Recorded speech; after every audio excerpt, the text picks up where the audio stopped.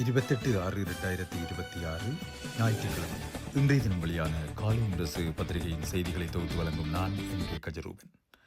வடக்கு வைத்தியசாலைகளுக்கு விசேட மேலதிக நிதி ஒதுக்கீடுகள், ஆளுநரின் கோரிக்கைகளை ஏற்றார் சுகாதார அமைச்சர் நலிந்த ஜேதிச என்ற பிரதான தலைப்புச் செய்தியோடு மேலும் ஒரு தலைப்புச் செய்தி, சர்வதேச பிரகடனங்களை மீறிய இலங்கை ஐநா விதிகளின் கீழ் சட்ட நடவடிக்கை எடுக்குக, 9 சர்வதேச அமைப்புகள் உலக நாடுகளுக்கு அவசர அழைப்பு என்ற செய்திகள் இன்றைய பத்திரிகையின் முற்பக்க செய்திகளாக இடம்பெற்றிருக்கின்றன.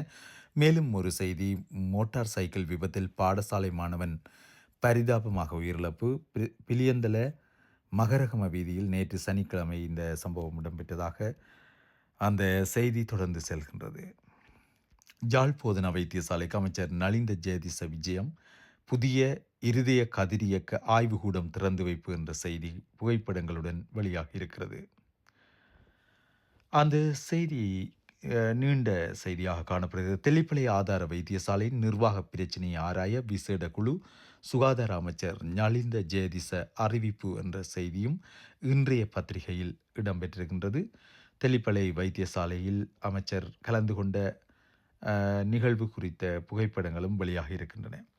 தனியார் நிறுவன ஊழியர் ஒருவர் வீதியில் வைத்து வெட்டி கொலை, காதல் விவகாரத்தால் நேர்ந்த கொடூரம், 2 சந்தேக நபர்களுக்கு வலைவீச்சு என்று மாத்தறை மாவட்டம் வெலிகம பிரதேசத்தில் உள்ள ஒரு தனியார் நிறுவனத்தில் பணியாற்றும் ஊழியர் ஒருவரே இவ்வாறு கொல்லப்பட்டிருக்கிறார் என்ற அந்த செய்தி தொடர்ந்து காணப்படுகின்றது. உரிமை பந்தம் ஏந்துவோம் என்ற தலைப்பில் இன்றைய ஆசிரியர் தலையங்கம் இடம்பெற்றிருக்கிறது.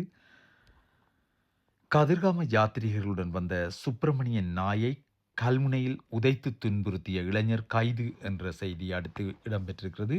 அந்த செய்தியோடு கூடிய ஒளிக்காட்சியை இப்பொழுது நீங்கள் பார்க்கலாம்.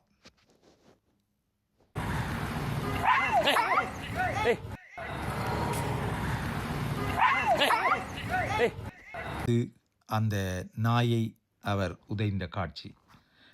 கதிர்காம பாத யாத்திரை அடியவர்களுடன் வீதியில் சென்ற நாயை உதைத்து துன்புறுத்திய சந்தேக நபரை கல்முனை தலைமையக போலீசார் கைது செய்துள்ளனர்.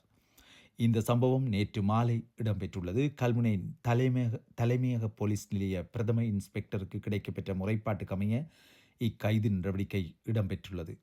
21 வயது மதிக்கத்தக்க சந்தேக நபர் இச்சம்பவம் தொடர்பில் கைது செய்யப்பட்டுள்ளார். நேற்று மாலை கல்முனைக்குடி பிரதான வீதியில் இச்சம்பவம் இடம்பெற்றது. வாயில்லா ஜீவனை எட்டி உதைத்த நபர் தொடர்பான சமூக வலைத்தள கண்டனங்களை அடுத்தே இந்த கைது இடம்பெற்றிருப்பதாக அறிய வருகிறது.